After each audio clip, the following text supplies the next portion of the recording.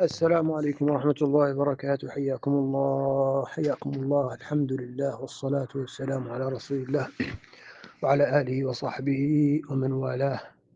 أما بعد، فنسأل الله سبحانه وتعالى بمنه وكرمه ولطفه ورحمته أن يرحم العلامة الشيخ عبد الرحمن بن فتى البوحسني رحمة واسعة، عالم من علماء المسلمين. هذا هم اللي ينقال لهم العلماء. هذا هم العلماء اللي إنما يخشى الله من عباده العلماء. هذا هم اللي قالوا علماء. ليش؟ لأنهم يبينوا للناس ما نزل إليهم.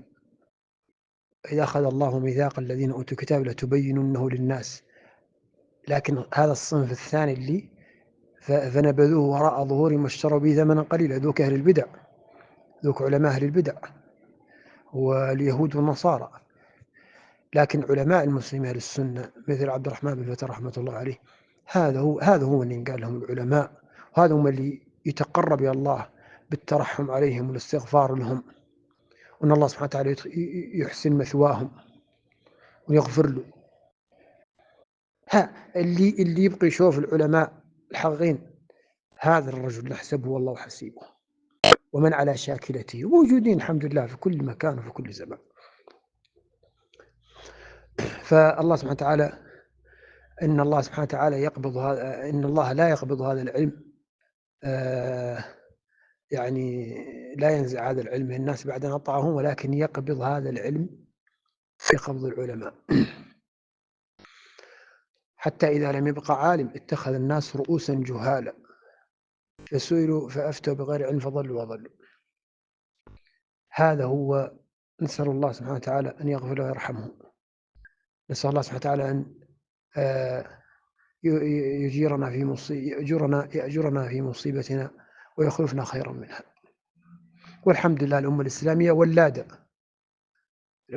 ولادة، ولكن سبحان الله موت العالم السني ما هو كيف موت ملايين من الناس اللي ما هم علماء. يعني نسأل الله سبحانه وتعالى أن يغفر له ويرحمه وأن يسكنه فسيح جناته. فالله المستعان.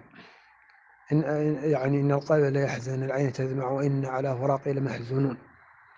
فنسأل الله سبحانه وتعالى أن يبرم لهذه الأمة أمرا رشدا يعز فيها للطاعة ويهدى فيها للمعصية ويأمر فيه بالمعروف وينهى عن المنكر. وأن الله سبحانه وتعالى يغفر ويعين ويقوي علماء المسلمين الأحياء، علماء المسلمين أهل السنة والجماعة، اللي ما هم أشاعرة ولا هم صوفية ولا هم رافضة ولا أخبارهم شيء من علم الكلام ولا أخبارهم شيء من الطرق الصوفية. هذا هم علماء المسلمين. هذا هم اللي نقصدوهم وندعو لهم ونتقرب إلى الله بحبهم. وأما الثاني نتقرب إلى الله ببغضهم، والله أننا نبغضهم بغض يعني سبحان الله العظيم. كما أننا نتقرب إلى الله بحب هؤلاء ونقول نحبهم في الله، نتقرب إلى الله ببغض ذوك الثانين ونقول نبغضهم في الله سبحانه وتعالى، لأنهم شياطين كما وصفهم رسول الله صلى الله عليه وسلم. قال عليه الصلاة والسلام أن ذا النوع من الناس علماء البدع أن قلوبهم قلوب الشياطين في جثمان إنس يقولون من قول خير البرية. لكن علماء السنة هؤلاء الذين استقاموا كما قال الله فاستقم كما أمرت ومن تاب معك ولا تطغوا. استقاموا على أمر الله ووصلوا الحقيقة للناس واتقوا الله في أمة محمد صلى الله عليه وسلم ووقفوهم على الحقيقة اللي جاء بها محمد صلى الله عليه وسلم. هذا نسأل الله أن يغفر لهم ويرحمهم. هذا هم اللي نحبهم في الله. هذا هم اللي يعني مثلا نذكر فضائلهم ومحاسنهم ونثنوا عليهم، لأن الثناء على ذا النوع من الناس قرب إلى الله طاعة إلى الله. عند ذكر الصالحين تنزل السكينة. الصالحين ما هو للأسف الشديد كثير من عقول الناس اللي الله أوصفها قال لا يعقلون، ما عندهم عقول. كثير من الناس ما عنده عقل كما قال الله. ولكن أكثر الناس لا يعقلون. دير عليها زيد عليها أكثر الناس لا يعلمون، يعني فاقدين للعلم، فاقدين للعقل، فاقدين للإيمان، فاقدين للشكر. حتى الإيمان زيد عليه، ولكن أكثر الناس لا يؤمنون. زيد عليها فاقدين ولكن أكثر الناس لا يشكرون، ما يشكر الله. زيد عليها الفسوق، ولكن أكثرهم فاسقون. يعني ذا النوع من الناس يقول لك لما تقول له الصالحين يمشي عقل الضعيف إلى جهة ثانية ما هي اللي أرادها الله ورسوله. احنا نقول عند ذكر الصالحين تنزكيه، نقصد الصالحين الذين صلحت قلوبهم بكتاب الله وسنة رسوله صلى الله عليه وسلم وبالتوحيد والسنة، وسلمت قلوبهم من الشرك والبدعة. هذا هم الصالحين. ما الصالح اللي معدل لك انه سبحة طويلة وتظهر عليه خوارق شيطانية، ده ما هو صالح. لكن أكثر الناس لا يعلمون. تتعذب عزاء الله اللي قالوا أكثر الناس لا يعلمون. فلعلك باخع نفسك على آثارهم إن لم يؤمنوا بهذا الحديث أسفا، خليهم بس. لكن لذلك من هلك عن بينه وحيا من حي عن بينه. الصالحين الحقيقيين هم علماء أهل السنة والجماعة، اللي ما أخبارهم من ذوك البدع اللي قلناهم، اللي يلزموا جماعة المسلمين وإمامهم، اللي أوصفهم الرسول صلى الله عليه وسلم، أوصف قلوبهم قال 3 لا يغل عليهن قلب امرئ مسلم: إخلاص العمل لله، ولزوم جماعة المسلمين، ومناصحة من ولاه الله أمركم فإن دعوتهم تحيط من ورائهم. هذا هم الصالحين، هذا هم العلماء الذين تفقدهم الأمة تفقد ياسر، لأنه إذا ماتوا اتخذ الناس رؤوسا جهال. والحفظ ما هو العلم. كون واحد يحفظ كتب الدنيا كلها ولا وفق الله لهداية لسلوك طريق السلف، هذا ما هو علم، هذا علم وبال عليه. فلما جاء لين يجوه أهل السنة والسلف الصالحين، أهل السنة والجماعة الأحياء، وينصحوه ويقولوا له اتق الله أنت مخالف السنة، يفرح بما عنده من علم، يكبر راسه. كما قال الله عنه: فلما جاءتهم رسلنا بالبينات. والرسل يراد منهم الرسل الذي يوحى إليهم، وأتباع الرسل. أتباع الرسل أيضا رسل لكن لا يوحى إليهم. أتباع الرسل رسل ولكن لا يوحى إليهم، إنما يبلغون رسالات الله التي سمعوها من الرسل، واللي سمعوها يعني خلفا عنها. هكذا يحمل هذا العلم من كل خلف عدوله، ينفون عنه تحريف الغالين وامتحان وتأويل الجاهلين. هكذا الذين يبلغون رسالات الله ويخشون لا يخشون أحد إلا الله. وبعدين الرسول يصح أن تطلع على غير على من لا على من لا ينزل إليه الوحي. يقول له: بربك لو مررت بقبر قرشي فاعلموا أنك رسول الله وبشره. قل له: إني رسول الله إليك وبشرك بالنار. بشرك بالنار. نسأل الله سبحانه وتعالى أن يبرم هذه الأمة أمر رشدا، وأنه يكفيها، يعيذها من الضلال ومن الأئمة المضلين، يعيذنا من شياطين الإنس والجن. شياطين الإنس هذا اللي هم دعاة على أبواب جهنم. الله جعلهم أئمة يدعون إلى النار، يدعون إلى النار بأقوالهم بأفعالهم، بتحريفهم الكتاب والسنة وتحريفهم السنة، ويلبسهم الحق بالباطل للناس على الناس، زي ما عدوا اليهود النصارى. أليسوا أهل كتاب؟ أليسوا أهل كتاب؟ لكنهم يلبسون الحق بالباطل، يضلوا الناس. هكذا سيحصل في أمة محمد صلى الله عليه وسلم. هكذا سيحصل في أمة محمد. المرجو من عقلاء الناس، الشباب العقلاء، لأن كثير من الناس ما عنده عقل. أنا كلام الله واضح، كثير من الناس ما عنده عقل، عقله فقط في عينيه وفي أذنيه فقط، بينما العقل أمر آخر خلف ذلك. العقل شيء ثاني خلف الأبصار وخلف الأعين.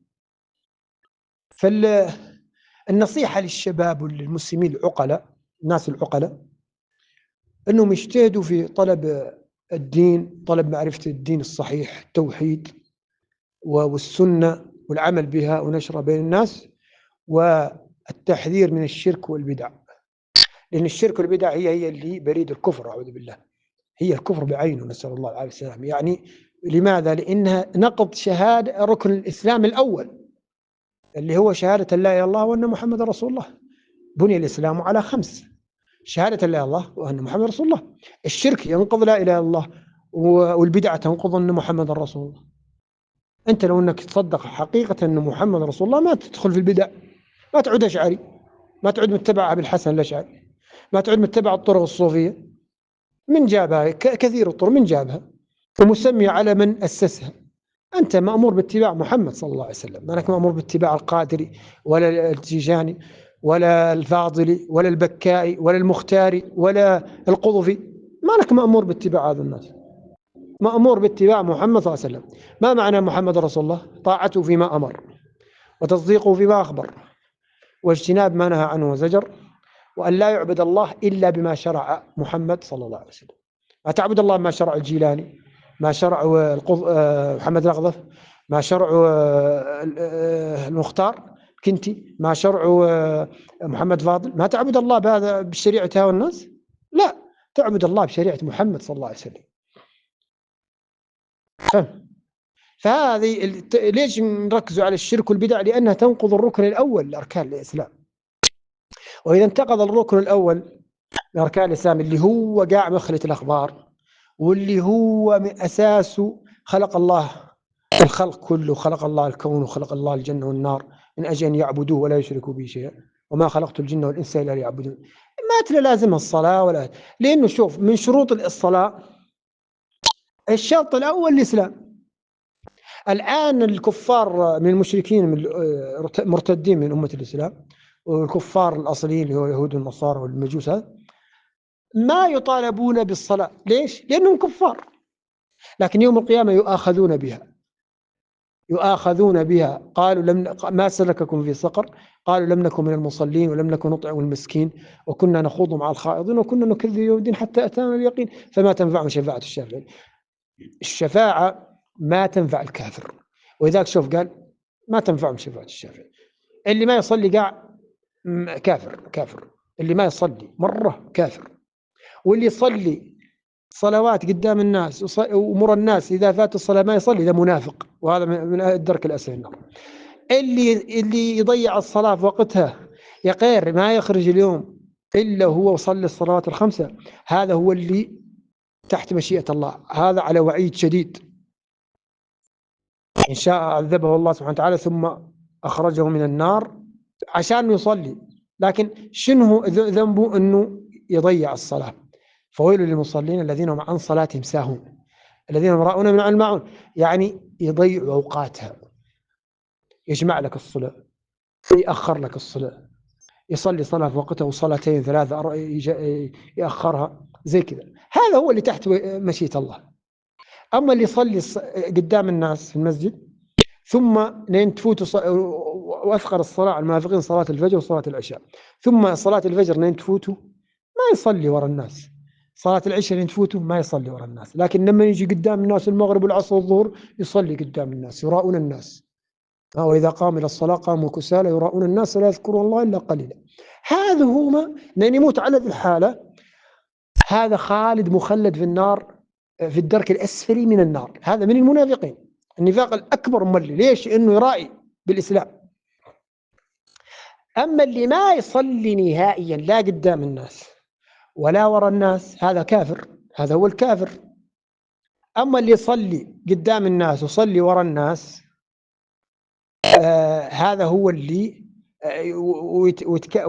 ويتساهل في الصلاة ويجمعها أحيانا وأحيانا يفرقها وأحيانا يصليها مع الجماعة وأحيانا يصليها خارج جماعة وزي كذا. هذا هو اللي تحت وعيد الله. نسأل الله العافية والسلامة والهداية. يا مقلق قل ثبت قلوبنا على دينك. اللهم أرنا الحق حقا وارزقنا اتباعه، وارنا الباطل باطلا وارزقنا اجتنابه، ولا تجعله ملتبسا علينا فنضل. اللهم إنا نسألك حبك وحب من يحبك وحب كل عمل يقربنا إلى حبك. اللهم حبب إلينا الإيمان وزينه في قلوبنا وكره إلينا الكفر والفسوق والعصيان واجعلنا من الراشدين. اللهم نسألك محبتك ومحبة أوليائك، ونسألك يا رب العالمين بغض الشيطان وبغض أوليائه وبغض أتباعه من الكفار من اليهود والنصارى والمرتدين من أمة محمد صلى الله عليه وسلم وأهل البدع من المسلمين. نسألك بغضهم، نسألك يا رب العالمين حب أهل السنة وحب السنة وحب التوحيد يا ذا الجلال والإكرام. صلى الله على نبينا محمد وصحبه أجمعين.